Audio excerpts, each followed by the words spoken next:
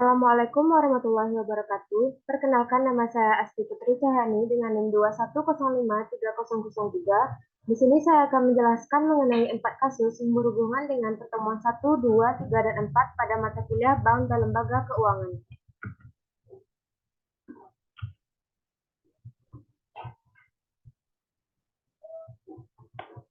Kasus pertemuan pertama.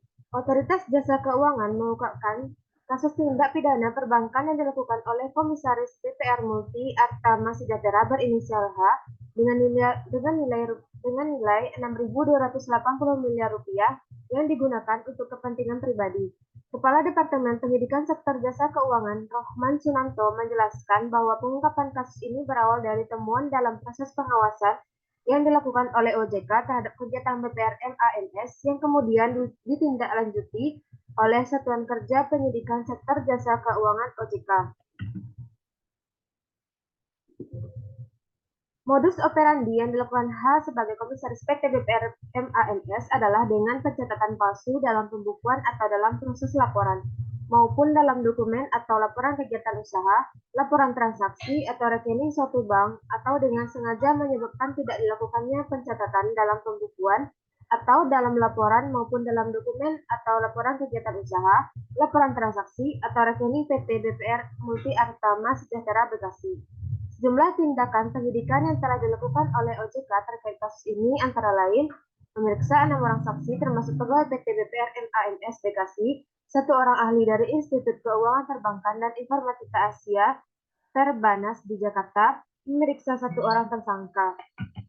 Kemudian menyita barang bukti berupa dokumen terkredit dan kelengkapannya dengan penetapan penyitaan dari Pengadilan Negeri Bekasi, menyerahkan berkas perkara kepada jaksa penuntut umum, menyerahkan tersangka dan barang bukti kepada jaksa penuntut umum.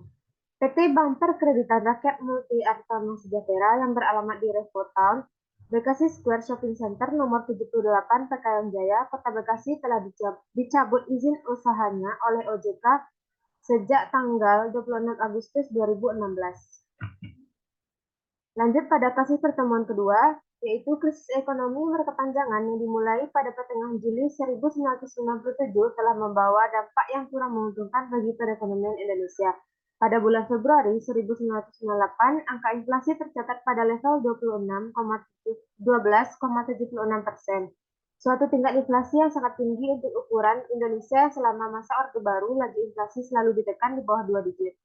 Kondisi perekonomian Indonesia menjadi sulit dengan melemahnya nilai tukar rupiah terhadap US dollar. Untuk mengatasi tingginya angka inflasi dan memperkuat nilai tukar rupiah, pemerintah telah mengambil kebijakan moneter yang ketat. Upaya ini dilakukan untuk mengendalikan jumlah uang beredar melalui operasi pasar terbuka dengan meningkatkan suku bunga SBI yang tercatat pada Agustus 1998 mencapai nilai tertinggi sebesar 69,51%. Kemudian kasus pertemuan ketiga yaitu mengenai krisis moneter yang melanda hampir di semua negara Asia. Dampaknya mulai mengguncang perekonomian negara Indonesia sejak bulan Juli 1997, yang gejalanya mulai nampak dengan terdepresiasinya rupiah terhadap berbagai mata uang asing pada umumnya. US dollar pada khususnya. Mata uang rupiah yang pada satu sisinya berkaitan dengan nilai rupiah merosot terus, yang salah satu penyebabnya peredaran uang primer sejak Mei 2000 sebesar 91,1 triliun rupiah dan pada Desember 2000 menjadi 125,6 triliun rupiah. Serta pada sisi yang lain, harga rupiah terdepresiasi terhadap semua mata uang asing sehingga harga barang-barang ekspor menjadi mahal yang pada akhirnya mendorong harga-harga umum produk-produk domestik. Pertambahan uang beredar atau money supply tanpa diimbangi pertambahan arus barang atau volume of trade di dalam negeri karena masih lemahnya sektor real serta sulitnya pengadaan bahan ekspor di dalam negeri, dibarengi dengan merosotnya harga atau nilai tukar rupiah terhadap mata uang asing yang menyebabkan langka dan mahalnya komoditas ekspor dan impor, maka keduanya akan menjadi variabel yang makin mendorong laju inflasi. Kasus pertemuan 4 yaitu mengenai Otoritas Jasa Keuangan yang menyampaikan bahwa para mahasiswa IPB yang menjadi korban penipuan berkedok kerjasama penjualan online telah berhasil mendapat keringanan atau restrukturisasi pinjaman dari 4 platform penyedia pinjaman dana yang digunakan saat kejadian. Jumlah korban mahasiswa mendapatkan keringanan sebanyak 121 orang dengan 197 pinjaman, dengan total pinjaman 650,19 juta rupiah, dengan tagihan tertinggi yaitu sebesar 16,9 juta rupiah.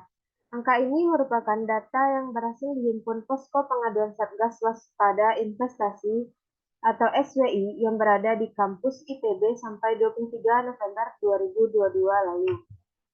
OJK kemudian memfasilitasi komunikasi mahasiswa dengan 3 perusahaan pembiayaan dan 1 platform penyedia pinjaman itu untuk dipertimbangkan mendapatkan penyelesaian terbaik.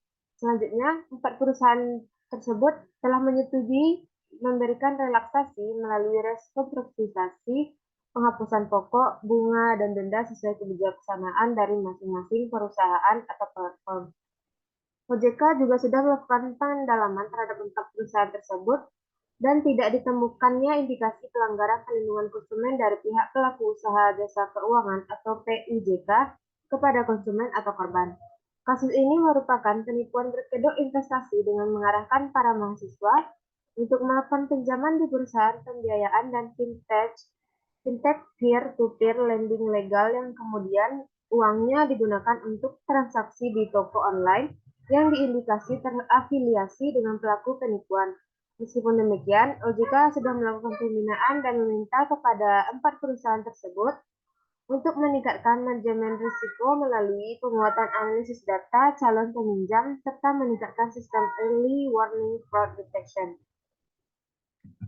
Baiklah, sekian penjelasan saya mengenai 4 kasus yang sesuai dengan pertemuan 1 sampai 4.